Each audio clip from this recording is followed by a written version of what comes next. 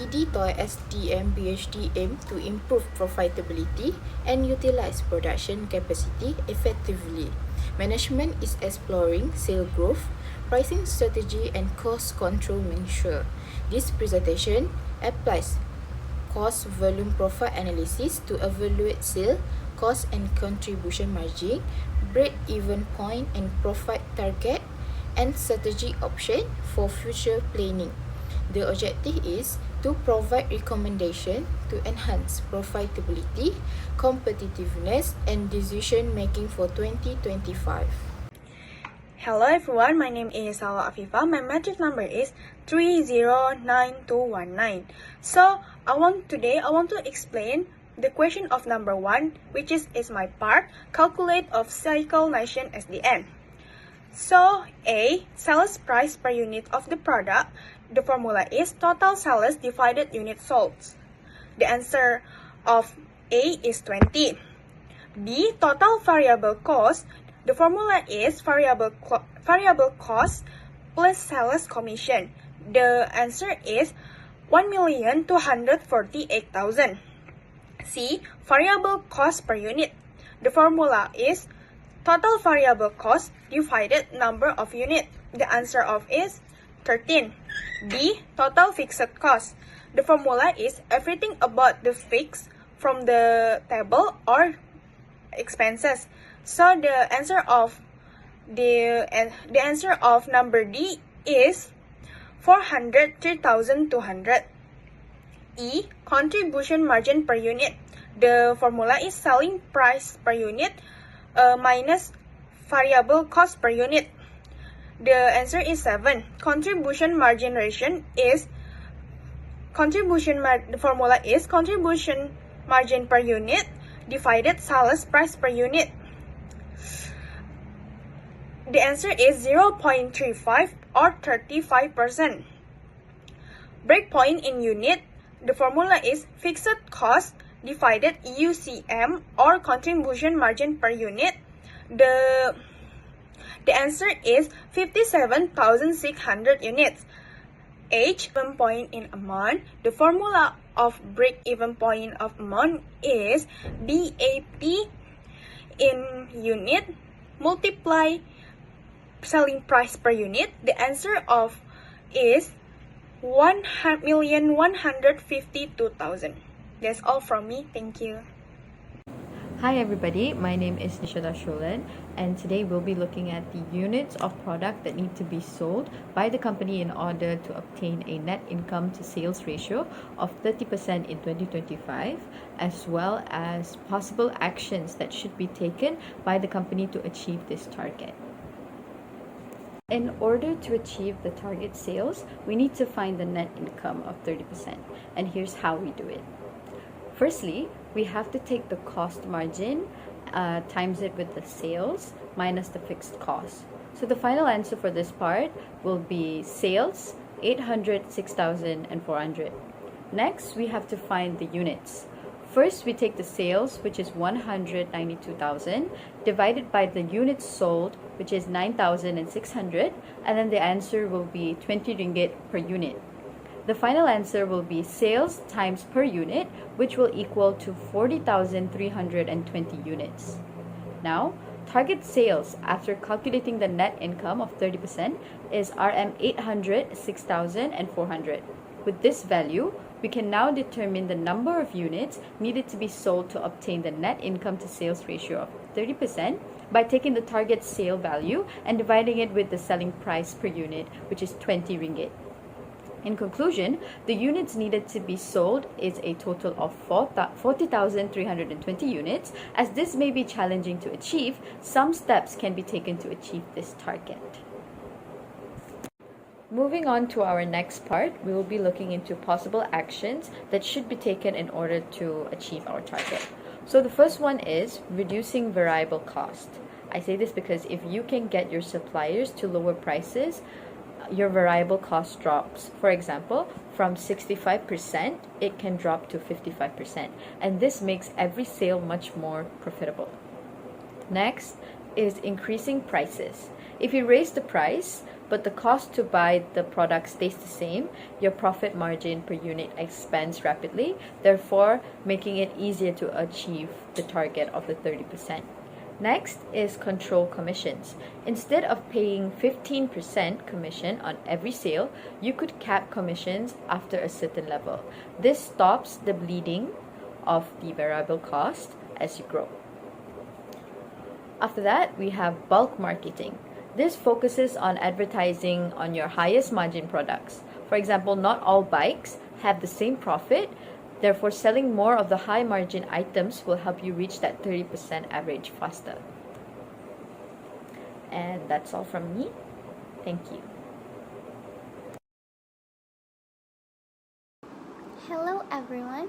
For my section, I will explain how we determine the selling price Cycle Nation needs to charge in order to achieve a net income that is 30% of sales, assuming the company cannot increase the number of units sold.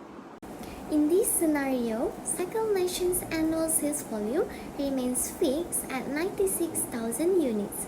The company wants to reach a target where net income is 30% of total sales, but because sales volume cannot increase, the only variable the company can adjust is the selling price per unit. Let P represent the new selling price. Total sales would then be 96,000 times P. Variable cost per unit remains 13 ringgit and total fixed cost is 403,200 ringgit. Using the CVP approach, we set up the equation. The target net income, which is 30% of total sales, equals total sales minus total variable cost minus total fixed cost. We set up the equation. 30% of 96,000 times P equals 96,000 times P minus 1,248,000 minus 403,200. Solving this equation gives us a required selling price of 24 ringgit and 57 cents per unit, which is an increase from the current 20 ringgit per unit. So, mathematically, increasing the price to 24 ringgit and 57 cents would allow Cycle Nation to reach the target net income ratio of 30%. However, raising the price by nearly 23% may reduce customer demand, especially in a competitive bicycle market. Therefore, if the company chooses this approach, it should also consider improving product quality or adding value to justify the higher price. That concludes my section. Hello everyone, my name is Rasha Linda Mitirazali and my matric number is 314726. Next, I will explain question 4, which is the product improvement proposal analysis. First, let me explain the given information. The company's current sales are 750,000 ringgit. Sales are expected to increase by 200%, which means total sales will become 3 times the current level. The variable cost of goods sold will increase from 50% to 55% of sales due to product quality improvement. In addition, fixed advertising expenses will increase by 2,500 ringgit. Now, let us move to step 1, which is calculating the new sales revenue. A 200% increase means sales will triple. Therefore, the new sales revenue is 2,250,000 ringgit. Next is step 2, calculating variable cost. Variable cost of goods sold is 55% of sales, which equals 1,237,500 ringgit. Sales commissions remain unchanged at 15% of sales, amounting to 337,500 ringgit. So, the total variable cost is 1,575,000 ringgit. Moving on to step 3, contribution margin. Contribution margin is calculated as sales minus variable cost. This gives a contribution margin of 675,000 ringgit. For step 4, we calculate fixed cost. The original fixed cost include fixed cost of goods sold, advertising, rental, administrative salaries and insurance, totaling 157,500 ringgit. After adding the additional advertising cost, total fixed cost increased to 160,000 ringgit. Finally, step 5 is operating income. Operating income is calculated by subtracting fixed costs from contribution margin. The operating income after the improvement plan is 515,000 ringgit. In conclusion, the company has strong financial justification to proceed with the plan. The projected operating income of 515,000 ringgit is far higher than the current operating income of 105,000 ringgit. Therefore, improving product quality combined with higher advertising expenses is a profitable strategy and will enhance the company's overall performance and competitiveness. For questions number 5, we analyze the sale commission structure using cost volume profile analysis. Currently, sale agents are requesting an increase in commission from 50% to 20%. Management is considering an alternative, which is to hire in-house sales staff. The objective is to determine which option is more cost-effective for the company. For option 1, the company continues using sale agents with a commission rate of 20%. The annual sale amount is RM1,920,000. So, using the formula sale multiplied by commission rate, the total sale commission is RM1,920,000 times 20%, which equal RM384,000. This cost is a fully variable and increase as sale increase. For option 2, the company hires 6 in-house sales staff. Each staff earns a fixed salary of RM1,600 per month. So, the annual fixed salary cost is RM1,600 times 20 months times 6 staff, which equal RM150,200. In addition, the staff will earn a commission of 5% on sale. Using the same formula, RM1,920,000 times 5% equal RM96,000. Therefore, the total sale cost for in-house staff is RM150,200 plus RM96,000, which equal RM211,200 per year. When we compare both options, sale agent costs RM384,000 per year, while in-house sales staff costs RM211,200 per year. This means the company can save RM172,800 annually by hiring in-house sales staff. Based on CVP analysis, in-house sales staff has lower variable costs and improved contribution margin.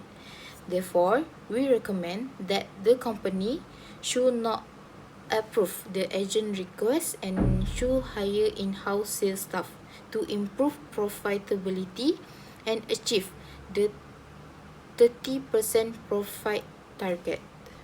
Today, I want to explain the number of 6. The question is, provide the management of the company with recommendation for the best strategies to be implemented in 2025 in order to boost the company's performance and increase its competitiveness in the market. So, my first recommendation of the strategies is boost company performance. Improving internal performance such as increased profits, revenue growth, or employee productivity or skills, the better the internal performance of the company, the more it will improve the company's performance. But why? For instance, if profit increase, this can be a positive signal for investor to increase the value of the company. Cycle Nation Sendirian Berhad should strengthen customer loyalty through loyalty programs, free servicing, and accessory discounts for repeat customers, as strong after-sales support builds trust, encourages repeat purchases, and increases long-term sales stability and market share. Number 3 is improve employer skill, where trained employers can improve customer service quality, increase sale conversions, and enhance productivity.